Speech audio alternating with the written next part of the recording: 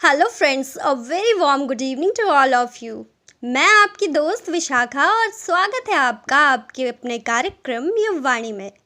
तो दोस्तों, जैसे कि हमारे कार्यक्रम का नाम है युववाणी, तो ऑब्वियसली ये कार्यक्रम समर्पित है हमारे युवा दोस्तों को।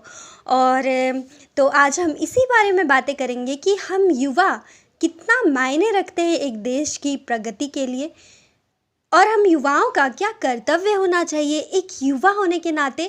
आखिर हमारा क्या कर्तव्य है अपने देश के प्रति, अपने देश के विकास के प्रति। आज इसी पर करेंगे हम थोड़ी बातें। दोस्तों, हम सभी जानते हैं कि हमारा भारत जो है एक युवा देश है। युवा पीढ़ी और देश का भविष्य एक दूसरे पर ही निर्भर करता है। किसी भी देश में अगर युवाओं की संख्या ज़्यादा है तो उस देश का विकास तेज़ी से होता है। ये तो हम सभी जानते हैं, क्योंकि युवा पीढ़ी ही देश का विकास कर सकती है। और हमारा देश बहुत से मामलों में और देशों से आगे है, और इसमें सबसे बड़ा योगदान है हमारी युवा पीढ़ी का। लेकिन फिर भी कुछ क्षेत्रों में हमारा देश पीछे रह जाता है, हमारे विकास में कहीं ना कहीं कमी रह जाती है। तो आखिर क्यों है ये कमी, और हम युवा कितने जिम्मेदार हैं, और हम युवाओं का क्या रोल होना चाहिए अपने देश के विकास में, इसी पर आज हम करेंगे थोड़ी बातें। लेकिन आइए, सबसे पहले मैं आपको सुनवाती हूँ ये खूबसूरत सा गाना।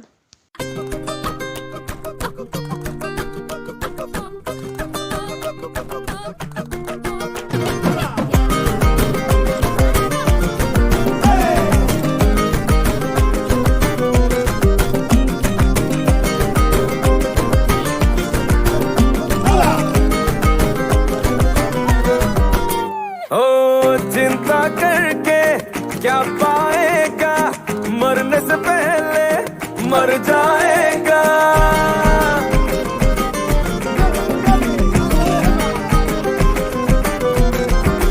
ओ चिंता करके क्या पाएगा, मरने से पहले मर जाएगा। सुनिए गाना काम आएगा, बस खाने पीले जीले क्योंकि जिंदगी है शॉर्ट। अरे पगले फिकर नॉट, अरे पगले फिकर नॉट, अरे पगले फिकर नॉट, अरे पगले फिकर नॉट। जो भी होगा होने दे, होने दे, होने दे, अरे पगले फिकर नॉट।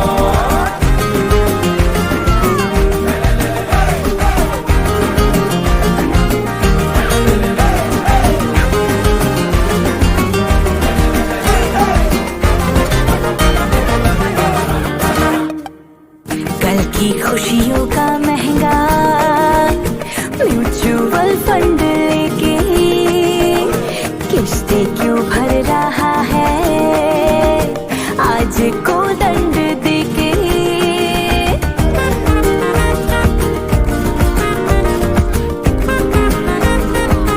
ओ कल की खुशियों का महंगा म्यूचुअल फंड लेके किस्ते क्यों भर रहा है आज को दंड देके।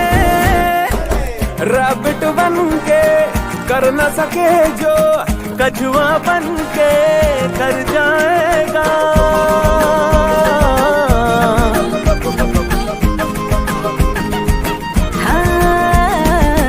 रैबिट बन के कर न सके जो कछुआ बन के कर जाएगा। सुनिए गाना काम आएगा, बस खाने का पीने का जीने का बोले तो जिंदगी है शॉर्ट। अरे पगले फिकर नॉट, अरे पगले फिकर नॉट, अरे पगले फिकर नॉट, अरे पगले फिकर नॉट। जो भी होगा होने दे, होने दे, होने दे, अरे पगले फिकर नॉट।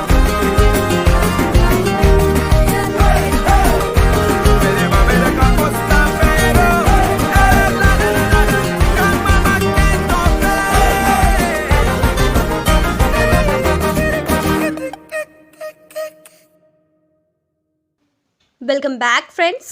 सो मेरे युवा दोस्तों, आज हम बातें कर रहे थे कि युवाओं का क्या रोल होता है किसी भी देश के विकास में।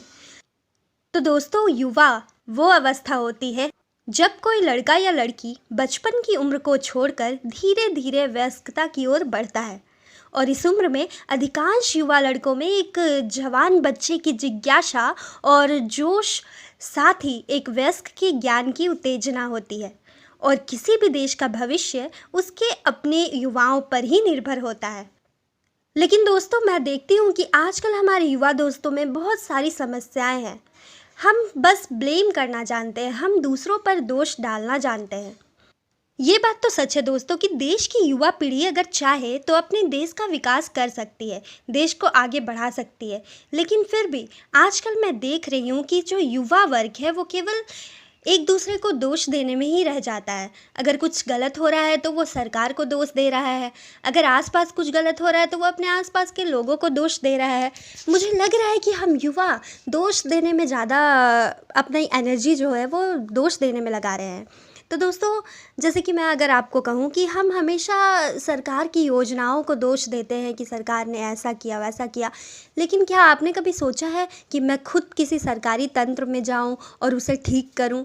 मैं देखती हूँ कि आजकल के युवाओं का बस यही सपना होता है कि बस मुझे पढ़ाई करनी है, फिर मुझे एक अच्छी सी जॉब करनी है, जो सैलरी बेस्ड जॉब करनी है, और बस मुझे एक अपनी अच्छी सी लाइफ लीड करनी है। और उसके बाद देश में अगर कुछ ख़राब हो रहा है तो हम बस 4 लोग बैठ जाते हैं कि डिस्कशन करने के लिए कि हमारी सरकार क्या गलत कर रही है, क्या सही कर रही है।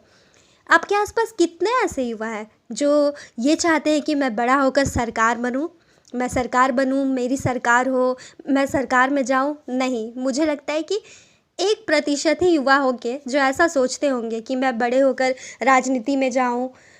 तो दोस्तों, हमें ये सोचने की ज़रूरत है कि अगर हम युवा हैं और हम इतने भाग्यशाली हैं कि हम भारत जैसे युवा देश में पैदा हुए हैं, तो एक युवा होने के नाते हमारे देश के विकास में एक एक युवा का क्या योगदान होना चाहिए, किस तरह से दूसरों को दोष देने की बजाय खुद के अंदर झांकना होगा हमें, और खुद सोचना होगा कि हम युवा जो कि सबसे ज़्यादा एनर्जाइज्ड ग्रुप है, हम किस तरह से अपने आसपास के एटमॉस्फेयर को ठीक रख सकते हैं। और दोस्तों, यकीन मानिए, जब अपने आसपास से हम शुरुआत करेंगे ना तो पूरा देश विकास करेगा। जैसे कि दोस्तों अभी कोरोना काल चल रहा है, तो आखिर आप खुद सोचिए कि आपने इन पूरे लगभग 5-6 महीनों से हम अपने घर में बंद हैं। आप खुद सोचिए कि एक युवा होने के नाते आपने इन 5-6 महीनों में क्या किया। मुझे तो लगता है कि अधिकांश युवा दोस्तों ने बस घर पर समय बिताया है, कंप्यूटर पर गेम्स खेले हैं, दोस्तों के साथ बातें की हैं, मूवीज़ देखे हैं, अपना पूरा टाइम जो है वो वेस्ट किया है। बहुत कम ही युवा ऐसे होंगे जिन्होंने इस लॉकडाउन के पीरियड में कुछ क्रिएटिव किया होगा, कुछ नई चीज़ें सीखी होंगी, कुछ नई ज्ञान की बातें सीखी होंगी, नई नई लैंग्वेजेस सीखी होंगी। करने के लिए तो हमारे पास बहुत कुछ है दोस्तों। हमारे हाथ में स्मार्टफ़ोन है, हम चाहे तो दुनिया भर की नॉलेज ले सकते हैं। लेकिन फिर भी जब हमें खाली समय मिलता है तो हम बैठकर बस इधर उधर की बेफिजूल की चीज़ों में अपना समय व्यर्थ करते हैं।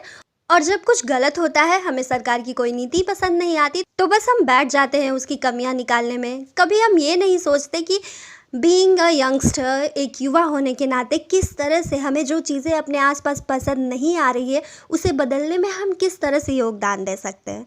तो दोस्तों, ज़रूरत है अपने नज़रिए को बदलने की, और एक युवा होने के नाते एक युवा का क्या रोल होता है अपने देश की प्रगति में, उस पर ध्यान देने की। क्योंकि दोस्तों, हम युवा ही कल की आशा हैं और राष्ट्र के सबसे ऊर्जावान भाग में से एक हैं, और इसलिए पूरे राष्ट्र को अपने युवाओं से ही सबसे ज़्यादा उम्मीदें होती हैं। सही मानसिकता और क्षमता के साथ हम युवा राष्ट्र के विकास में योगदान कर सकते हैं और इसे आगे बढ़ा सकते हैं, और इसके लिए एक एक युवा के जागरूक होने की ज़रूरत है। तो आप इस बारे में सोचिए, और हम सुनते हैं तब तक एक प्यारा सा गाना।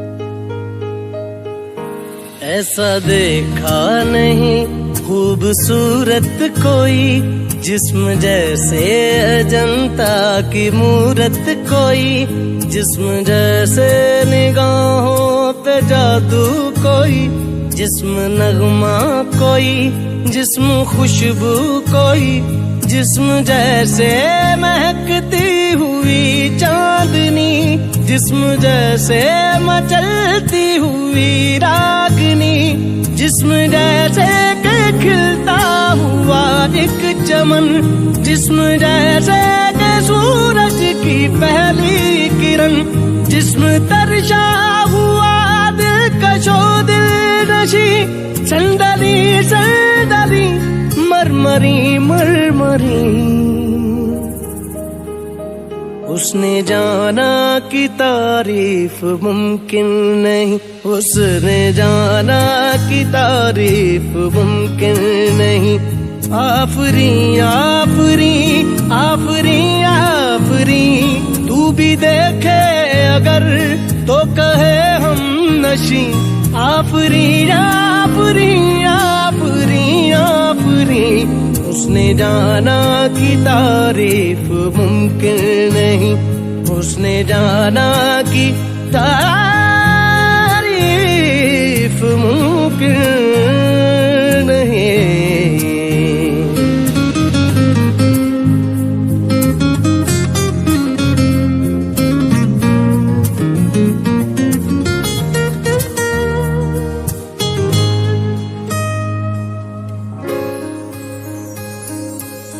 जाने कैसे बांधी तूने अखियों के डोर, मन में रखे चा चलाया तेरी ओर। मेरे चेहरे की सुबह जुल्फों की शाम, मेरा सब कुछ है प्यार से तेरे नाम। नजरों ने तेरी छुआ तो है ये जादू हुआ, होने लगी हूँ मैं हंसी। आफरी आफरी आफरी आफरी आफरी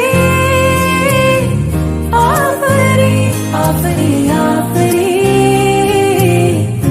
आफरी आफरी आफरी आफरी।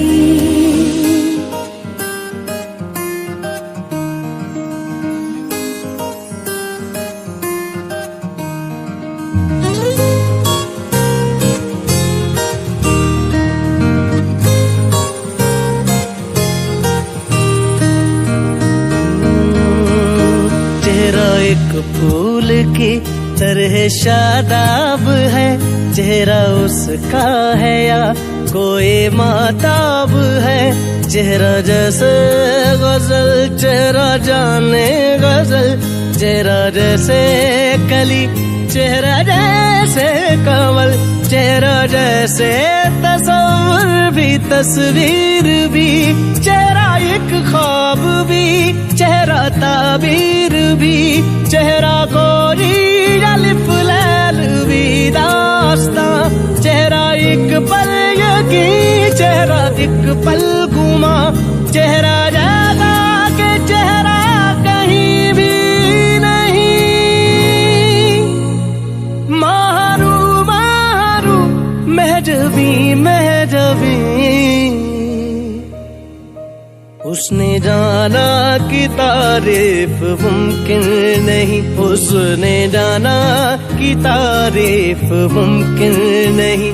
आफरी आफरी आफरी आफरी, तू भी देखे अगर तो कहे हम नशी। आफरी आफरी आफरी आफरी, उसने जाना कि तारीफ मुमकिन नहीं।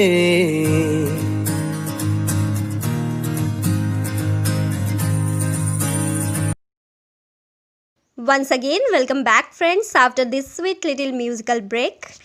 And friends, इंग्लिश में एक बहुत ही अच्छा मुहावरा है, sweets are the fruit of adversity, जिसका अर्थ है जिसमें धैर्यता होती है उन्हें कर्मों का फल ज़्यादा अच्छा मिलता है। और धैर्यता ही एक ऐसा गुण है जो मनुष्य को शिखर तक ले जाता है। हिम्मत और धैर्य ही सफलता के मुख्य बिंदु हैं और इसलिए हमें किसी भी परिस्थिति में धीरज का साथ नहीं छोड़ना चाहिए। तो दोस्तों, आज मैं आपको सुनाने वाली हूँ एक बहुत ही इंटरेस्टिंग सी स्टोरी। और वो स्टोरी ये है कि एक गरीब युवक अपनी गरीबी से परेशान होकर अपना जीवन समाप्त करने नदी पर जाता है। वहाँ एक साधु उसे ऐसा करने से रोक देता है और साधु ने युवक की परेशानी को सुनकर कहा कि मेरे पास एक विद्या है जिससे ऐसा जादुई घड़ा बन जाएगा कि इस घड़ी से जो मांगोगे वो घड़ा पूरा कर देगा। लेकिन जिस दिन ये घड़ा फूट गया, उसी समय जो कुछ भी इस घड़े ने दिया है वो सब गायब हो जाएगा। अगर तुम मेरी 2 साल तक सेवा करो तो ये घड़ा मैं तुम्हें दे सकता हूँ, और अगर 5 साल तक सेवा करो तो ये घड़ा बनाने की विद्या दे सकता हूँ। बोलो तुम क्या चाहते हो? युवक ने कहा, महाराज मैं तो 2 साल ही आपकी सेवा करूँगा और बस जल्द से जल्द ये घड़ा चाहिए। मैं इसे बहुत संभाल कर रखूँगा और कभी फूटने नहीं दूँगा। इस तरह 2 साल सेवा करने के बाद युवक ने वो जादुई घड़ा ले लिया और अपने घर पहुंच गया। उसने घड़े से अपनी हर इच्छा पूरी करनी शुरू कर दी। महल बनवाया, नौकर चाकर मांगे, सभी को अपनी शान शौकत दिखाने लगा, सभी को बुला बुलाकर दावतें देने लगा और बहुत ही अमीरी का जीवन जीने लगा। इस तरह उसने ये शराब पीनी भी शुरू कर दी और एक दिन नशे में नाचते नाचते घड़ा सर पर रखकर नाचने लगा और ठोकर लगने से घड़ा फूट गया। घड़ा फूटते ही सभी कुछ गायब हो गया। अब वो युवक सोचने लगा, काश मैंने जल्दबाजी ना की होती और घड़ा बनाने की विद्या सीख ली होती तो आज मैं फिर से कंगाल नहीं होता।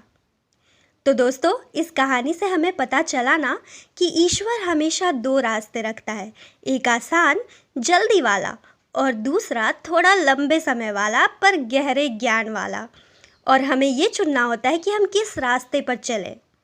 और दोस्तों, मैं आपको आज ये कहानी इसलिए सुना रही हूँ क्योंकि मैं देखती हूँ आजकल का युवा जो है वो बस जल्दी सब कुछ पा लेना चाहता है, हम में सब्र बिल्कुल नहीं है। तो दोस्तों, आज इस कहानी से जो हमने सीखा है उसे अपने जीवन में अपनाइए। हमेशा गहरे ज्ञान को पाने की कोशिश कीजिए, चाहे थोड़ा ज़्यादा समय ही लगे, कोई बात नहीं। तो बस इन सब बातों को ध्यान में रखिए। एंड क्योंकि अब चलने का समय हो चला है तो मैं अगले दिन मिलती हूँ आपसे फिर से कुछ नई नई बातों के साथ। तब तक के लिए stay safe, stay positive and keep smiling. Thank you.